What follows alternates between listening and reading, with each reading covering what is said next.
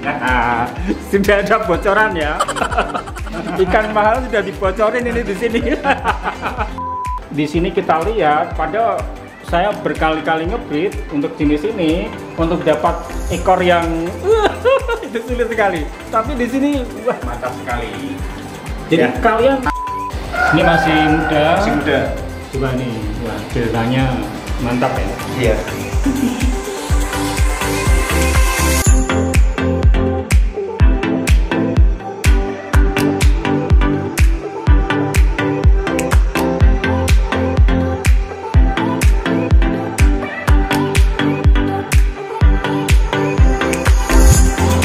Oke, lanjut part 2.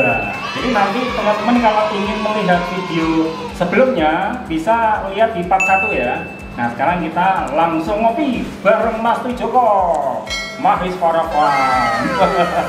Oke Mas, ya ini kita minum dulu ya, kita sumput. Nah, seger.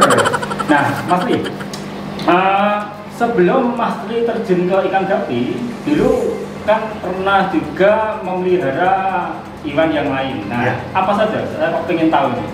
Sebelum terjun di gapi, sekitar tahun 2014 ke sana ya Om, itu saya pernah kelinci juga. Kelinci itu saya sudah capai sekitar 80 sampai 100 ekor itu. Itu besar banget ya? Besar banget. Cuman karena keterbatasan tempat, dulu kan saya di Sragen itu ternaknya. Nah sekarang saya tinggal di Karanganyar yang tempatnya juga sudah seperti ini, jadi tidak memungkinkan saya ternak kelinci lagi Om. Nah maka dari itu saya langsung ke ternak ikan ini. Cuman sebelum di kelinci saya juga pernah terjun di ternak cupang Om. Oh iya. Ya, jadi cupang. Ini termasuk alumni cupang juga nih. Ya. Nah, terus ceritanya gimana kok bisa mengenal ikan gapi? Jadi gini, pertama-tama dulu awal mula ya, saya cuma pengen ternak cupang juga waktu itu.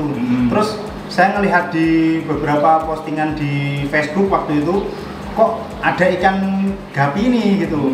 Mulai saya sedikit tertarik, cuman belinya waktu itu tahun 2015 itu baru pelihara cendolan Om gitu. Baru jadi cendolan. Saya kok melihat di postingan tuh kok ikannya bagus-bagus. Yang komennya juga orang-orang tuh banyak juga. Tapi ketika saya posting kok nggak ada yang komen gitu kan. Ternyata ikan cendolan itu susah lakunya Om. Nah, mulai dari tahun 2015 akhir itu saya mulai tahu jenis-jenis ikan yang bagus untuk kontes dan lain-lain itu ya. Pokoknya intinya ikan yang bagus, tidak ikan cendolan lah. Ya. Dan mengenal Om Yusuf dulu, ingat saya 2016 awal lah ya. Oh ya, saya mau tanya. Ya. Kira-kira Mas Tri pada waktu beli ikan gapi yang bagus itu jenis apa? Waktu itu saya pernah beli pertama kali. Yang pertama beli itu ada AFR. Ya. Tepat teman saya. Ada AFR. Ya. Nah, karena persis seperti saya. Jadi pada waktu saya mulai beli ikan gapi yang bagus, AFR. Iya. AFR. Rata-rata pemula itu jatuh cintanya sama AFR. AFR. Oh ya. Terus pertanyaan selanjutnya gini, kan Mas Tri Joko ini kan termasuk pekerja profesional juga di bidang perbankan. Ya. Dengan memelihara ikan gapi seperti ini, pembagian waktunya bagaimana? Sebenarnya gini, kalau ikan gapi ini kan tidak repot sih Om. Jadi cukup kita ngasih pakan pagi hari sama sore pas pulang kerja, sama kalau misal kita sempet malam juga bisa kita kasih. Cuman kalau untuk nyifon dan lain-lain, saya lebih seringnya itu ke tengah-tengah malam, mungkin jam-jam 12 malam lah itu waktu senggangnya itu saya nyifon sama water tank Om. Pembagiannya cuma seperti itu. Seperti itu. Dan Mas Tri ini begitu semangatnya karena dengar-dengar gaji manajernya aja kalah. Ya, terus gini Mas, saya mengenal Mas Tri sekarang ini sebagai master delta ya. Jadi ini dewa delta teman-teman. Karena seantero Nusantara udah kenal Mas Joko sebagai breeder gapi dengan produk gapi yang deltanya super mewah. Nah ini saya mau tanya, Mas, pada waktu beli indukan ikan gapi untuk dibreed di sini, itu memang sudah delta atau belum delta? Jujur, ya. Tergantung jenis. Kalau dulu saya ngambil HB weight itu sudah delta, cuman kadang juga sering over om. Nah sering over, bukaannya juga kadang udah sekitar 90 derajat lebih kayak gitu. Cuman saya harus sortir ketat. Nah itu untuk HB weight. Kalau untuk Black Moscow, ini saya pure bener-bener dari nol. Ini saya dulu ngambilnya kurang begitu sudutnya, kurang begitu lurus. Akhirnya saya cari bahan lagi buat saya cross. Terus untuk mozaik ini kalau deltanya dulu sudah lumayan, tapi baru detail itu om, seringnya detail. Tapi coraknya nggak bagus om, coraknya masih berantakan. Nah, terus saya cross lagi, saya cari bahan lagi untuk di pola corak. Nah, dari situ saya udah ketemu, akhirnya saya inbreed. Ya alhamdulillah dengan seringnya saya selektif breeding, inbreed juga hasilnya seperti ini om. Nah, seperti itu. Berarti sudah terjawab kan? Ya. Jadi ikan gapi yang di tempatnya Mas Trijoko ini, ya di Mahiswara Farm ini, yang pada waktu keluar dari sini itu sudut deltanya benar-benar mewah. Ternyata pada waktu dibreed di sini tidak semuanya dalam keadaan genetik mapan sudah delta ya Mas. Ada juga yang belum. Nah sekarang keuntungan kita bisa mengambil ilmu dari sini. Bagaimana cara Mas Tri dengan mendapatkan indukan yang belum begitu delta, kemudian bisa menghasilkan keturunan yang begitu delta? Caranya bagaimana? Oke, saya jawab ya om ya.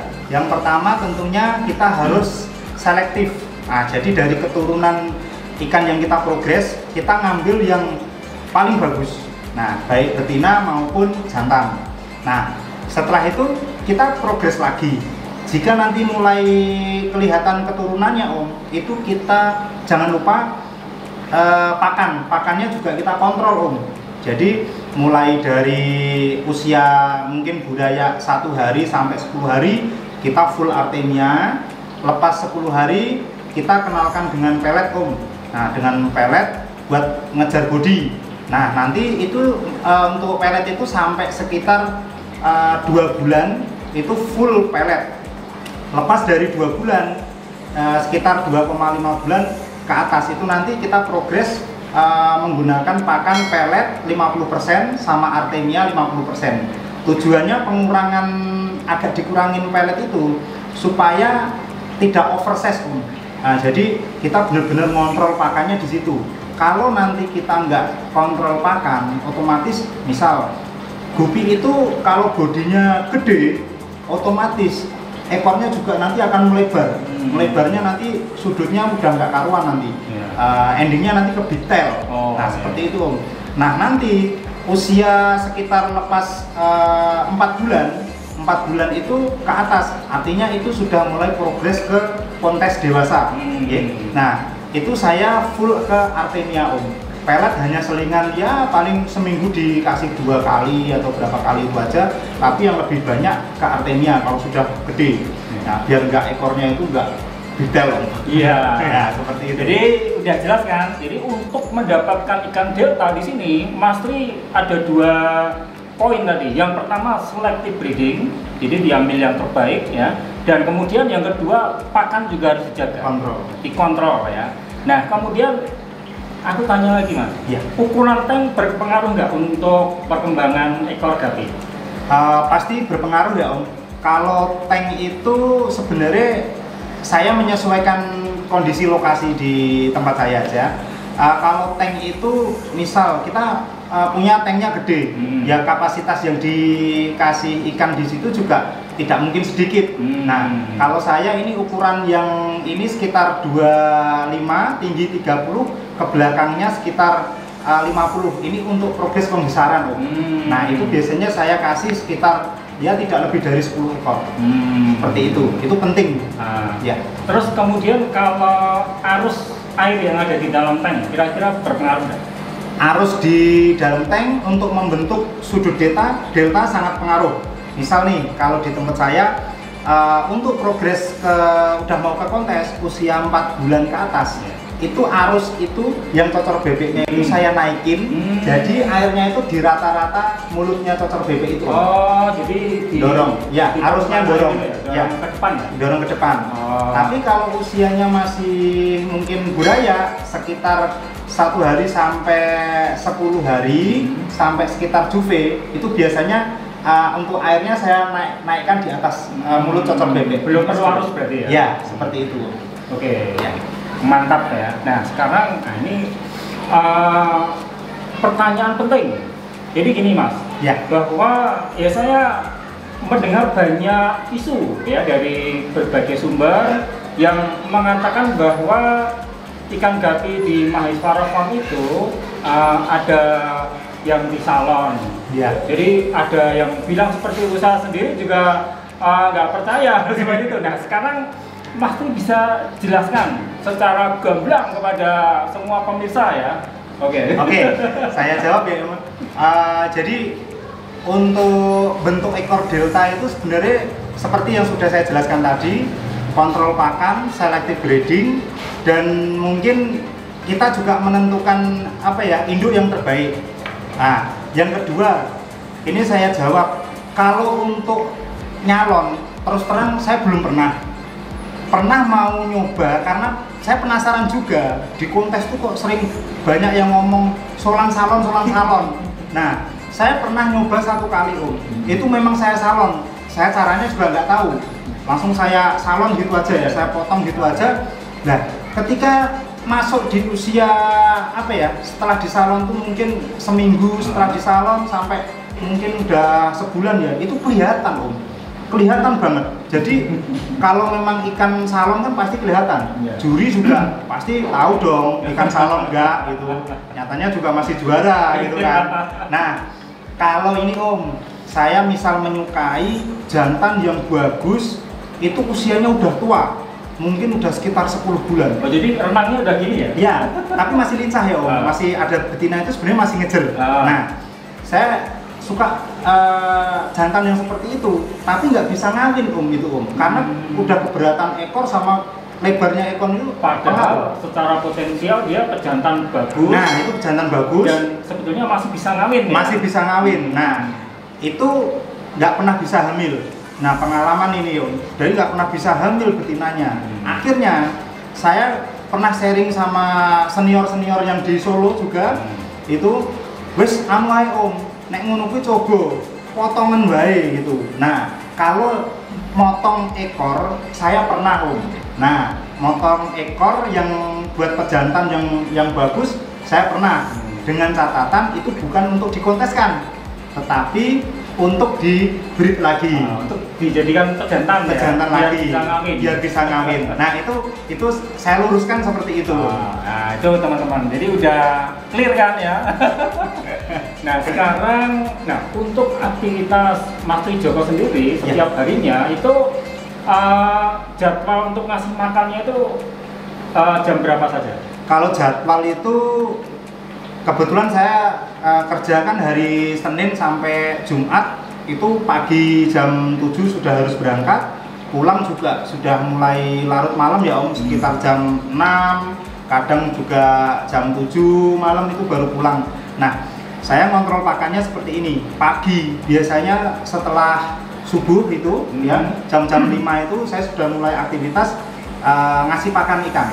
Nah, ngasih pakannya kalau pagi biasanya saya kasih pelet sedikit, nah nanti saya tembak untuk Artemia itu. Terus nanti kalau istri saya di rumah biasanya alhamdulillah mau bantu juga, kadang juga jam-jam 12 siang, jam 2 itu kadang masih mau ngasih makan.